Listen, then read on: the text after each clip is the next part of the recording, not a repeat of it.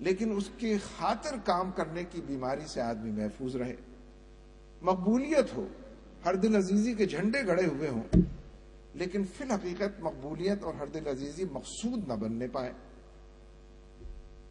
تحسین خلق ہو چاروں طرف سے، یعنی منہ دیکھی کی بھی تحسین خلق ہو، غائبانہ بھی تحسین خلق ہو، مگر اس کے حصول کی فکر یا اس حوالے سے کوئی پرواہ انسان کے اندر، کوئی ریا کی یہ کیفیت جو ہے یہ جڑ نہ پکڑنے پائے. یعنی ریا کی پیدائش کے بلکہ افزائش کے جتنے اسباب ہو سکتے ہیں وہ چاروں طرف منڈلاتے ہوں، بار بار چرنوں کو چھوتے اور ہاتھ جوڑ کر کھڑے ہو جاتے ہوں، اور اسی میں انسان گھرا ہوا ہو، مگر اس کے باوجود دامن ریا کے داغ دھبوں سے بالکل پاک ہو. یہ کیسے ہو بھائی؟ جی میں اسلامی قیادت کی بات کر رہا ہوں کہ یہی ہو، یہی مطلوب ہے. یعنی اس کے لیے بڑی کاوش کی ضرورت ہے، اس کے لیے بڑی ہی توجہ کی ضرورت ہے، اور بڑی سخت محنت اور پتہ ماری کی ضرورت ہے، کیونکہ ایک ذرا سا تساہل بھی آدمی کے سارے کام کو رحمان نہیں شیطان کے حوالے کر دیتا ہے، اور ایک ذرا سی چوک بھی انسان کے پورے نفس کو اور جسم و جان کو جنت کی طرف نہیں کسی اور سمت اس کو ہکانے کا ذریعہ بن جاتی ہیں، اور اندر وہ سارے جراثیم جو ہے پرورش پانے لگتے ہیں کہ جو بیمار انسان کا نقشہ پیش کرتے ہیں. اس کے برخلاف اگر آپ دیکھیں کہ جن لوگوں کو کونوں کھدروں میں بیٹھ کر اللہ اللہ کرنی، کسی بھی اندھیرے میں خانقاہ میں بیٹھ کر تسبیحاں ہلانی ہوں، ان کے لیے ان تمام چیزوں سے بچنا بالکل آسان ہے، بلکہ کوئی چیز اس میں سے قریب پھٹکے گی نہیں. کسی نے دیکھا ہی نہیں میں نے کتنی تسبیحاں پڑھی، کسی کو پتہ ہی نہیں میں کتنے گھنٹے یہاں بیٹھا ہوا ہوں، کب سے میں اللہ اللہ کر رہا ہوں. ان کے لیے ان تمام جراثیم سے اور ان تمام خرابیوں سے بچنا ممکن ہے، آسان ہے. لیکن ظاہر ہے کہ جو لوگ کھلے میدان میں اور ڈنکے کی چوٹ پر اور ہاں کے پکارے یہ سارا کام کر رہے ہوں، ان کو ان راہوں سے بچنا جو ہے اس کے لیے خود الگ سے ایک پتہ ماری کی ضرورت ہے. لہذا یہاں یہ بات میں کہنے کی جسارت کر رہا ہوں کہ یہ کام تو ہماری ضرورت ہے. مسلمانوں کے معاشرے میں مسلمانوں کو اسلام کی طرف لانے کی جو بھی تگودو اور جد و جہد ہے، اس میں یہ تمام چیزیں آگے بڑھنے کا سفر جو ہے وہ طے کراتی ہیں. لیکن جو اس کے مضمرات ہیں، جو اس حوالے سے دل کی ہولناکیاں ہیں جو سامنے آتی ہیں، یہ جو قیادت ہے پھر یہ اخفا میں ایسے بہت سے کام کرے کہ جس کا کسی کو علم نہ ہو. وہ اجتماعی دائرے کے لوگوں کی خدمت کے کام بھی ہوں، اور وہ انفرادی دائرے کے بھی اللہ کے ساتھ تعلق کو بڑھانے اور مضبوط کرنے کے ہوں، اور شیطان کی چالوں کو شکست دینے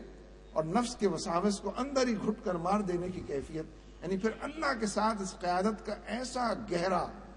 اور جیتا جاگتا تعلق ہونا چاہیے، اور نبی صلی اللہ علیہ وسلم کی زندگی میں وہ تمام چیزیں نمایاں ہو کر سامنے آ جاتی. اور جو بعد میں آپ کے لوگ ہیں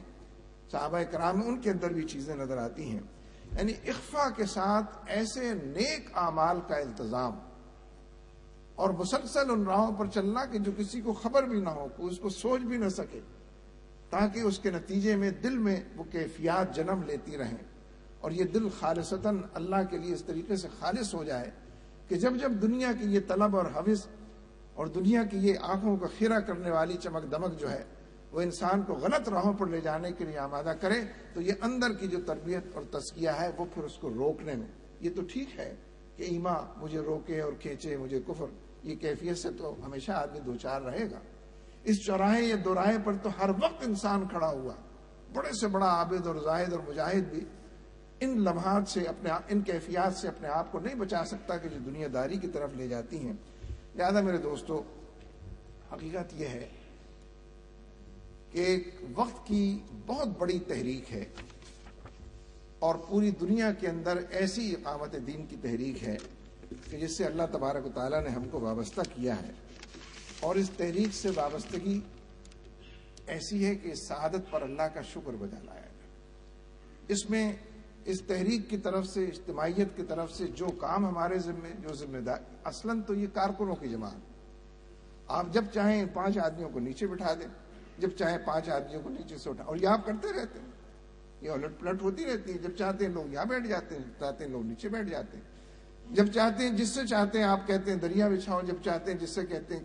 کہ اگر تم بات کرو. یہ اصلاً کارکنوں کی جماعت اپنے اندر کے اس کارکن کو زندہ رکھنے کی، بیدار رکھنے کی، اپنے رب سے لو لگائے رکھنے والا، اپنے رب کے راستے پر چلنے والا کارکن بنائے رکھنے کی ضرورت ہے. اور یہ مسلسل عمل کا متقاضی ہے. ساری زندگی کوئی لمحہ اس سے فارغ نہ ہو کہ انسان ان تمام کاموں کو اسی نیت اور ارادے کے ساتھ کرتا رہے کہ اسی کے نتیجے میں جب اس پر کوئی ذمہ داریاں پڑیں،